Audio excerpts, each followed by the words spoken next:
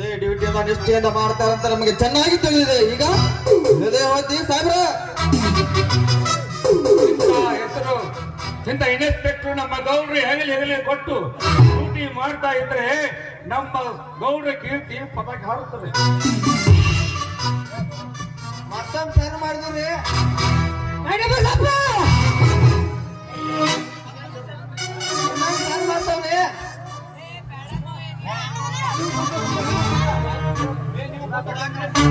ನೀವು ಕೊಟ್ಟ ಕಂಪ್ಲೇಂಟ್ ಪ್ರಕಾರ ಹಿಡಿದು ಒಳಗೆ ಹಾಕಿದೆ. ಇನ್ನು ಹಿಂದೆ ಅವನ ಹಿಂದೆ ಯಾರ್ಯಾರಂತ ವೆರಿಫಿಕೇಶನ್ ಮಾಡ್ತೇನೆ. ಇದರ ಹಿಂದೆ ಪಾಠಶಾಲಾ ಸಾಹೇಬ್ರೆ ಅವರೆಲ್ಲ ಸೆರೆ ಹಿಡಿದು ಒತ್ತು ಬುದ್ಧಿ ಕಲಿಸಿ ಅವರ ಬಂಧವನ್ನು ಬಯಲು ಮಾಡಿ ಜೈಲಿಗೆ ಕಳಿಸೋದು ನಿಮ್ಮ ಕೆಲಸ. ಕೇಳಿದಾಗೆಲ್ಲ ಹಣ ಕಳಿಸೋದು ನನ್ನ ಕೆಲಸ. ಆತು ಪ್ರಮೋಷನ್ ತಾನೆ, ಅದು ತಾನೇ ಆಗುತ್ತೆ. ಅದಕ್ಕೆ ಬೇಕಾದ್ರೆ ನಾನು ಸಾಕ್ಷಿ ಇದ್ದೇನೆ ಇನ್ಸ್ಪೆಕ್ಟರ್.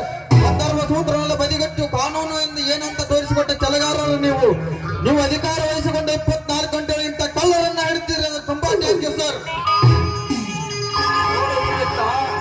ಹಾಗಂತ ನಾಡ ಕಾಯುವ ಸೈನಿಕರಿಗೆ, ಸಮಾಜ ಕಾಯುವಂತಹ ಪೊಲೀಸರಿಗೆ ಕೊಟ್ಟಿದೆ ಅವರ ಕೈಯಲ್ಲಿ ಸರ್ಕಾರ. ಅಂದ ಮೇಲೆ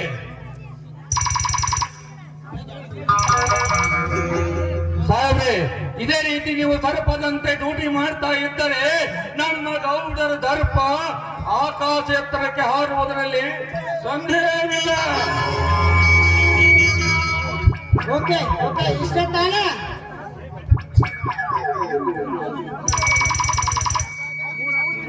ಹೌದು ಇನ್ಸ್ಪೆಕ್ಟರ್, ಈ ಬೆಟ್ಟ ಬಂದ್ರೆ ಒಂದು ಸಾಲಾನಿಕೆ ಇದ್ದಾಗೆ ಈ ಕುಡಿಗಿನ ನಾನು ಗಮನಿಸಕ್ಕೆ ಒಂದು ಕಿಡಿ ಹಾರಿ ಬಂದು ಈ ಭೂಮಂಡಲ ಮೇಲೆ ಬಿದ್ದವೆ. ಕ್ಷಣವನ್ನು ಸುಟ್ಟು ಈ ಭೂಮಂಡಲ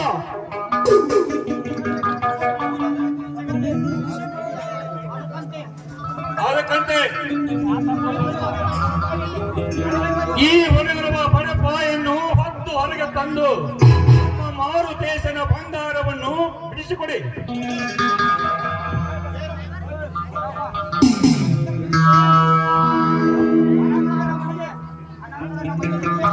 ಆನಂತರ ನಿಮಗೆ ತಿಳಿಯುತ್ತದೆ ನಿಜವಾಗಿಯೂ ನಿಮ್ಮ ತಂದೆಯವರು ಮುಗಿಸಿಯವರು ಇವರೇ. ಲೇ ಪಟ್ಟಿ ಬಸಪ್ಪ,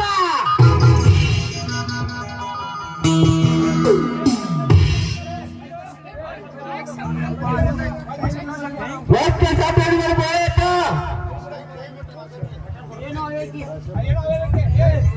ಏನೋ ಹೇಳ್ಬೇಕಿ, ಬಾಯಿಗೆ ಬಂದಂತೆ ಮಾತಾಡ್ತಿದ್ಯಲ್ಲ. ಲೇ ಬೆಟ್ಟ, ಎದ್ದು ಮಾತು ಇದ್ದಂಗೆ ಹೇಳಿ ನಿನಗೆ ಎದ್ದು ಬಂದ ಒತ್ತಂಗಾತನು. ಈಗ ಪೊಲೀಸ್ ಇನ್ಸ್ಪೆಕ್ಟರ್ ಕಳಿಸಿ ಇದನ್ನ ಬರ್ತು ನಿನಗೆ ಕಾನೂನಿನ ತಾಕತ್ತನ್ನು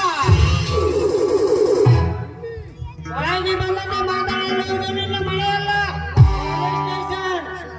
ಕಳ್ಳರನ್ನು ಹೇಗೆ ಬಾಗಿಡಿಸುವಂತ ನನಗೆ ಚೆನ್ನಾಗಿ ಗೊತ್ತು.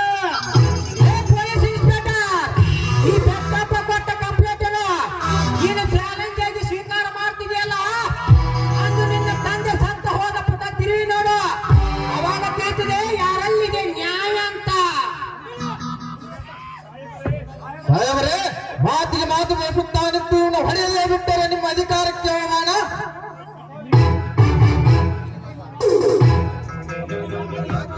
ನಿಮ್ಮ ಮಾತಿಗೆ ಉತ್ತರ ಪ್ರತ್ಯುತ್ತರ ಕೊಡುತ್ತಿರುವ ಇವನನ್ನು ನಿಮ್ಮ ಕಲ್ತನ್ನು ಬಿಚ್ಚಿ ಇವನ ಮೇಲೆ ಹಣ್ಣಾಗಿಸಿ.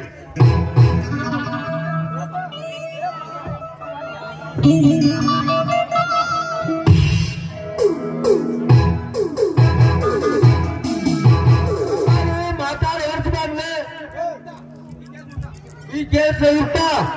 ಲೇ ಬಗ್ಗೆ ಬಸಪ್ಪ, ಇದು ಹೆಣ್ಣ ಹುಲಿಗಳ ಹಾಲ ಕುಡಿದ ಗಂಡು ಮೆಟ್ಟಿನ ಕಣ್ಣು ನಾಡಿನ ಹುಲಿ ಇದು. ಇದಕ್ಕೆ ನಿಮ್ಮ ಮೇಲೆ ಪರ್ವತ ಬಂದ ಎಸೆದರು ಅದಕ್ಕೆ ಅಲ್ಲಾಡದು.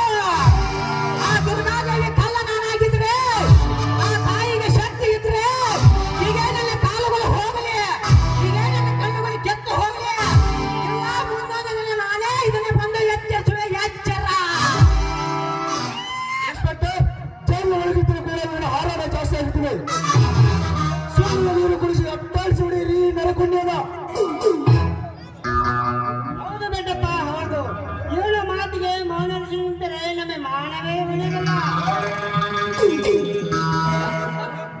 ಹಾಕಿ ತಾಕೋದಂತ ಏನಂತ ಈ ತೋರಿಸ್ತೀನಿ ಈ ಪಾಪಿಗೆ ಬಿಸಿ.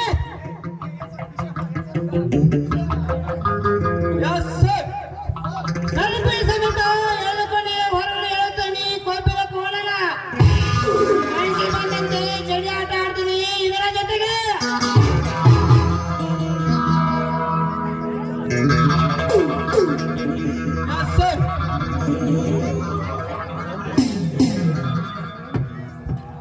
ರೀ ಪೊಲೀಸ್ರೆ, ನಿಂತ್ಕೊಳ್ಳಿ. ಜೈಲು ಬಾಗಿಲು ತೆಗೆಯೋದನ್ನು ಅದನ್ನು ಕೇಳಲಿಕ್ಕೆ ನೀನ್ಯಾರು? ನಾನ್ಯಾರ? ಏನು ತಪ್ಪು ಮಾಡ್ದ ಈ ಹೆಬ್ಬುಲಿಯ ತಂದು ಅರೆಸ್ಟ್ ಮಾಡಿ ಒಳಗ್ ಹಾಕ್ತಾ ಇದ್ದೀರಲ್ಲ, ನಿಮ್ಮಂತವ್ರಿಗೆ ಸರಿಯಾಗಿ ಬುದ್ಧಿ ಕಲಿಸಲು ಬಂದಿದ್ದೇನೆ. ಅದೇ ಈ ಬಜರಂಗೆ ಹೆಂಡತಿ ನಾನು. ಅಷ್ಟೇ ಅಲ್ಲ, ವಕೀಲರು ಸಹ ಬಂದಿದ್ದಾರೆ. ವಕೀಲರೇ, ಮೇಲ್ಕೊಡಿ ಅವರಿಗೆ.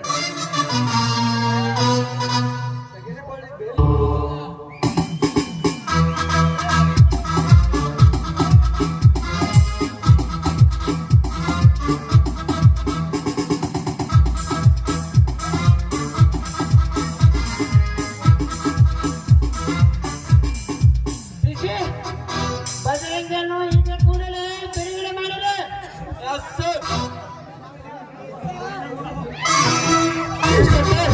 ಇದೇನಿದೆಲ್ಲ ಅನಾಹುತ? ಸಾರಿ ಮಿಸ್ಟರ್ ಬೆಟ್ಟಪ್ಪ, ಸಾರಿ. ಇದು ಕೋರ್ಟ್ನಿಂದ ತಂದಿರುವ ಜೈಲ್ ಆರ್ಡರ್. ನಾವು ಏನು ಮಾಡಲಿಕ್ಕೆ ಆಗುವುದಿಲ್ಲ. ನಾವು ಬಿಡಲೇಬೇಕಾಗುತ್ತದೆ.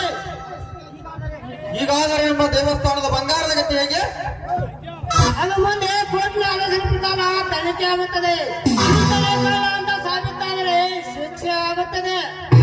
ಬರಬಹುದು. ಇನ್ಸ್ಪೆಕ್ಟರ್, ಇದರಲ್ಲಿ ಸಂಬಂಧಗಳು ಏನಿಲ್ಲ ತಾನೆ? ಅದನ್ನ ಎಲ್ಲ ಮುಂದೆ ಹೇಳ್ತಾರ್ರಿ. ಹೇಗೆ ಮಾಡುವುದಂತ ನಮ್ಮೆಲ್ಲರಿಗೆ ಗೊತ್ತು. ಹುಡುಗಿಗೆ ಮುಸುವಾಗಿ ಹರಿಯುವ ಜಾಮೀನು ನಮ್ಮದಲ್ಲ ಇನ್ಸ್ಪೆಕ್ಟರ್. ಸಮಯ ನೋಡಿ ಭೇಟಿಯಾಗಿ ಬರ್ತೀವಿ. ಬರ್ತೇವೆ.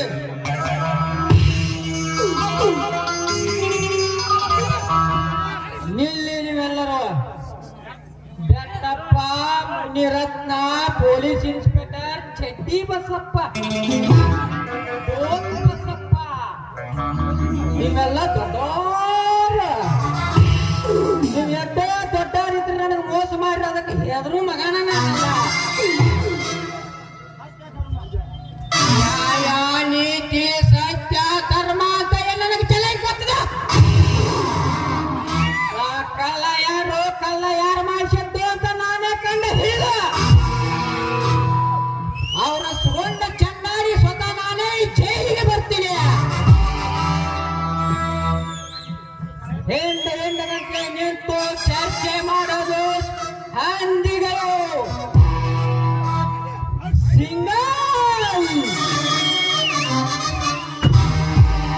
ಸಿಂಗಲ್ ಬರೋದು ರಾಜ್ಯ ಹುಲಿ. ಇವನು ಬಜರಂಗಿ ಅಂದ್ರೆ ವಜ್ರಕಾಯ ಅಂದ್ರೆ ಆಂಜನೇಯ ಪುತ್ರ ಅಂದ್ರೆ ಜೈ ಶ್ರೀರಾಮ್. ಇದನ್ನ ಮಾಡಿ ತೋರ್ಸದಿದ್ರೆ ನನ್ನ ಹೆಸರು ಬಜರಂಗಿ.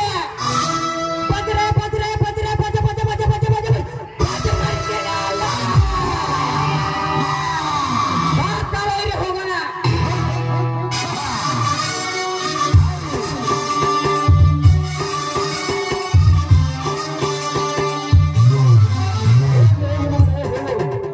ಇದನ್ನು ಹೇಗೆ ನಿಭಾಯಿಸುವುದು ನನಗೆ ಚೆನ್ನಾಗಿ ಗೊತ್ತಿದೆ. ನನ್ನ ಚಂದ ಗೋಪಾಲ್ಟಿಗೆ ನಿನ್ನನ್ನು ಸುಟ್ಟು ಭಸ್ಮ ಮಾಡಿ ಈಗ ಚಿತಾಭಸ್ಮವನ್ನು ನನ್ನ ಹಣೆಗೆ ಹಚ್ಚಿಕೊಂಡು ನಿನ್ನನ್ನು ಬೀದಿ ಬಿಕಾರಿಯಾಗಿ ಮಾಡಿಬಿಟ್ಟಿದ್ದರೆ ನಾನು ಹಠದೊಡ್ಡ ಚಕ್ರವರ್ತಿ ಪೆಟ್ಟಪ್ಪ.